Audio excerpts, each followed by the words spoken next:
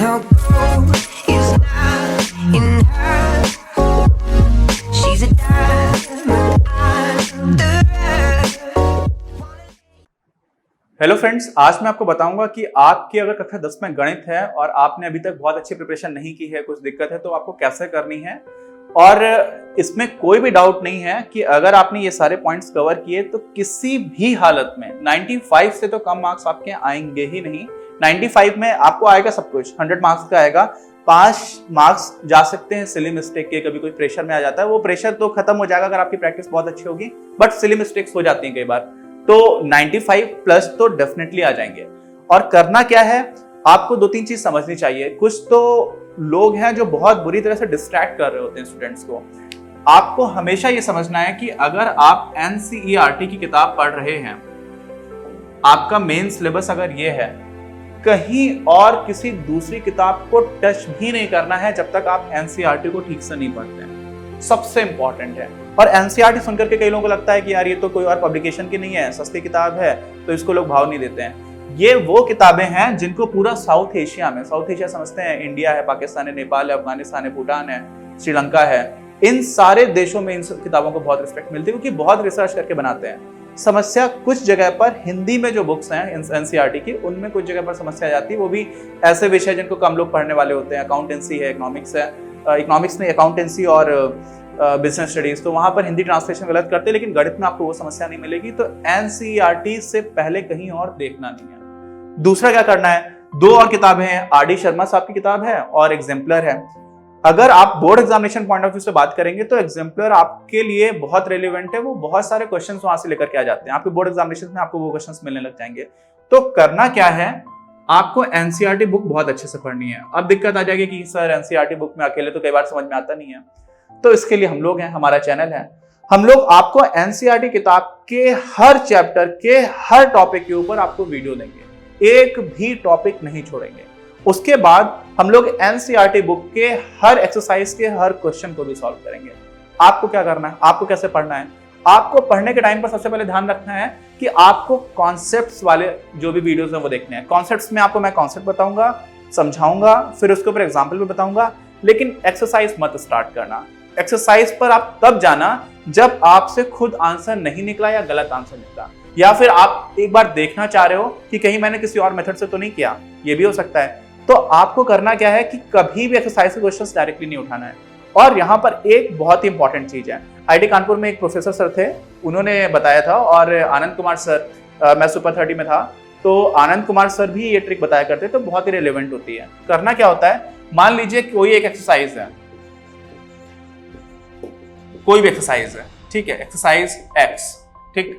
अब इसमें मान लीजिए कुल मिलाकर के 20 क्वेश्चन है। कितने हैं? 20 क्वेश्चन हैं। आपने 20 क्वेश्चन से पहले हम लोगों के वीडियोस देखे हैं, कॉन्सेप्चुअल जो भी वीडियोस थे। वीडियो देखने के बाद से आपने ये सोचा कि इसको मैं खुद से अटेम्प्ट करना स्टार्ट करता हूं। आपने किया, आपके सारे क्वेश्चंस ठीक निकल के आ गए, 7 क्वेश्चंस गलत आए। 7 क्वेश्चंस थे जिनमें से 2 आपको समझ में ही नहीं आ रहा था कैसे करने हैं, 5 आपने गलत कर दिए, ठीक। अब आपने क्या किया, जो 5 क्वेश्चंस थे और जो 2 नहीं हुए, उन क्वेश्चन के सामने बस एक डॉट लगा ली अपनी किताब में, ऐसे करके। जैसे मान लीजिए यहाँ पर आपको 13 क्वेश्चन नहीं आया था, तो 13 से पहले आपने एक छोटी सी डॉट लगा ली और कुछ नहीं किया। किताब को रंगना पोतना नहीं है, ठीक है। करना क्या है, आपने एक डॉट लगा ली। अब जब दूसरी बार आप रिवाइज करोगे ना, तो आप सिर्फ इन क्वेश्चंस को करो। दूसरी बार आपने इनको अटेम्प्ट किया, हो सकता है आपसे अगली बार 13 क्वेश्चन हो, 13 है वो हो गया, 14th नहीं हुआ था, 16th नहीं हुआ था, 18th नहीं हुआ था और 20th नहीं हुआ था, ठीक है, पहली बार में। दूसरी बार में क्या किया आपने, आपसे ये क्वेश्चन हो गया, ये क्वेश्चन नहीं हुआ, तो आपने एक और डॉट लगा दी, तो अब 14 के आगे 2 डॉट हो जाएंगे। तो आपको दूसरी बार पता होगा कि ये क्वेश्चन मुझसे 2 बार मैंने अटेम्प्ट किया, नहीं हुआ है, अलग अलग टाइम पर। तो क्या होगा कि एक तरह से आप फिल्टर करते जा रहे हो। पहली बार आपसे पूरी किताब में 100 क्वेश्चंस नहीं हुआ, 200 क्वेश्चंस नहीं हुए, अगली बार 50 क्वेश्चंस नहीं हुए, फिर 10 क्वेश्चंस नहीं हुए। बोर्ड एग्जाम आने से पहले आपकी ऐसी हालत होगी, आपसे सारे क्वेश्चंस निकल चुके होंगे किताब के। तो ये जो मेथड्स होते हैं ना, बहुत ही सिंपल, आपने अपनी आदत में एक बार डाल लिया, उसके बाद से आप वो सिस्टमेटिक मेथड फॉलो करोगे तो आपको कोई दिक्कत नहीं आएगी।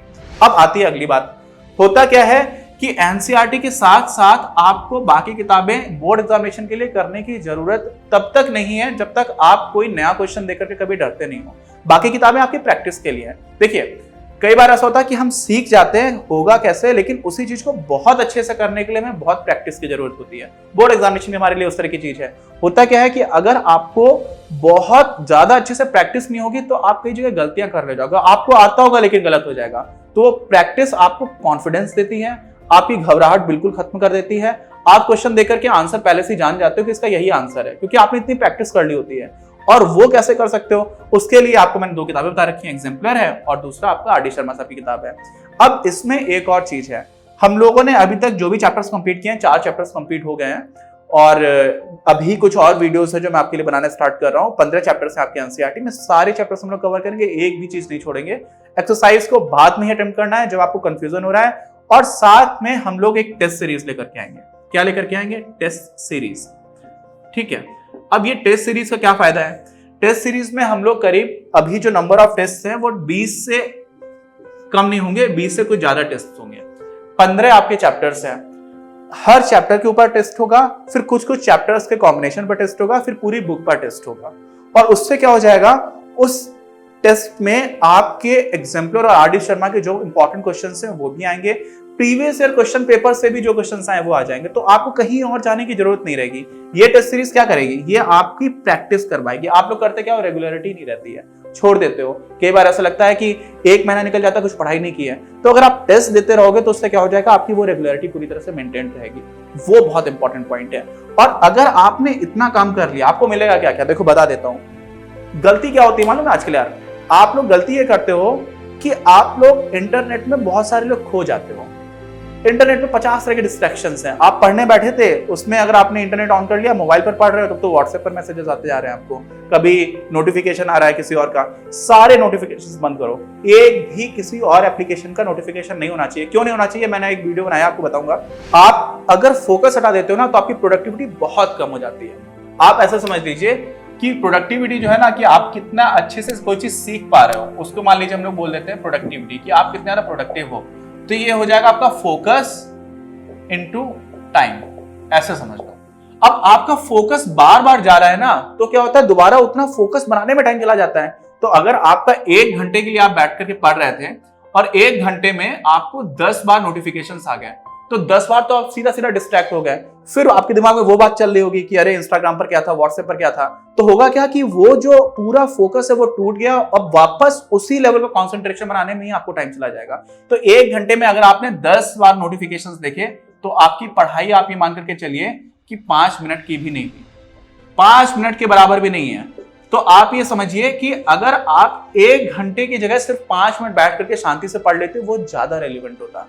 तो इसलिए सारे नोटिफिकेशंस बंद करके करो, या तो मोबाइल पर काम मत करो, सिस्टम पे करो, और उसको फिर नेट ऑफ रखो। दूसरी चीज क्या होती है कि अगर आप इंटरनेट से सारी चीज देख रहे होते हो ना, तो कई बार आपको कुछ ना कुछ दिखता ही है यार। आप देखोगे कुछ ना कुछ ऐसा आएगा जो आपको डिस्ट्रैक्ट कर ले जाएगा। इसलिए इंटरनेट बंद करके सॉफ्ट कॉपी से अगर आपको पढ़ना है, सॉफ्ट कॉपी मतलब जो आपको मोबाइल पर मिल रही है या कंप्यूटर पर पड़ी हुई है, इलेक्ट्रॉनिक फॉर्म में है, डिजिटल फॉर्म में है, आपको हार्ड कॉपी नहीं है, पन्ने नहीं है उसमें। अगर वैसी जगह से पढ़ना, उसका फायदा भी होता है, कुछ नोट्स अच्छे समझाते हैं कुछ एप्लीकेशंस पर, लेकिन डिस्ट्रैक्शन सबसे बड़ा खतरा है। तो आपको डिस्ट्रैक्ट अगर हो रहे हो तो हमेशा ध्यान रखो कि 1 घंटे आप अपने आप को बेवकूफ बना सकते हो कि मैंने 1 घंटे पढ़ाई की, आपने 5 मिनट भी पढ़ाई नहीं की ठीक से। तो 1 घंटे आप शांति से बैठ करके पढ़ोगे ना, वो बहुत मीनिंगफुल होगा। और हमेशा वही करना, अगर आप पढ़ रहे हो तो कोई भी डिस्ट्रैक्शन नहीं चाहिए। और सॉफ्ट कॉपीज वो प्रॉब्लम कर देती है, क्योंकि कई बार उसमें कुछ ना कुछ कोई दूसरा एडवर्टाइजमेंट आ गया, आप किसी और की वेबसाइट पर खोल करके पढ़ रहे हो, वहां पर कोई एडवर्टाइजमेंट आ गया। तो ये सारी चीजें अवॉइड करनी है। और साथ में आपको टेस्ट सीरीज जो है वो पूरी रेगुलरिटी देखिए। टेस्ट सीरीज में आएगा कहां पर, तो इसमें हम लोग अभी चल रहा है अगस्त सितंबर, उसके बाद से अक्टूबर से स्टार्ट करेंगे। आपके बोर्ड एग्जामिनेशन तक से खत्म नहीं हो पाएगा, फरवरी से पहले ही आपके सारे टेस्ट कंप्लीट हो जाएंगे। और उन सारे टेस्ट को देने के बाद से आप बोर्ड में जाओगे तो आपको क्वेश्चंस पहले से आंसर पता होगा।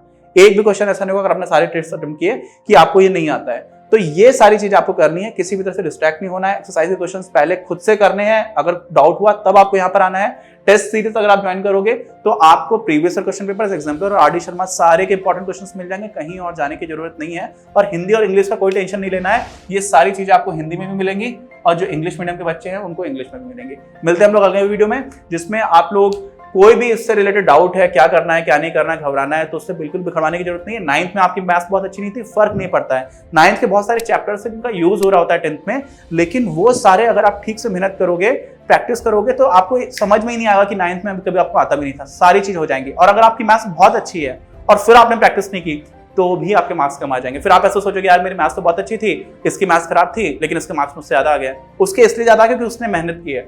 और प्रैक्टिस का बहुत बड़ा खेल है, हमेशा ही इस तरह के एग्जामिनेशंस में आपको प्रैक्टिस की बहुत ज्यादा जरूरत है बिना डिस्ट्रैक्ट हुए। तो मिलते हैं अगले वीडियो में। कोई भी डाउट हो तो प्लीज कमेंट बॉक्स में लिखकर बताइए, और अगर चैनल सब्सक्राइब नहीं किया आप नए हैं तो प्लीज सब्सक्राइब द चैनल, बाकी अपने दोस्तों के साथ भी शेयर करिए।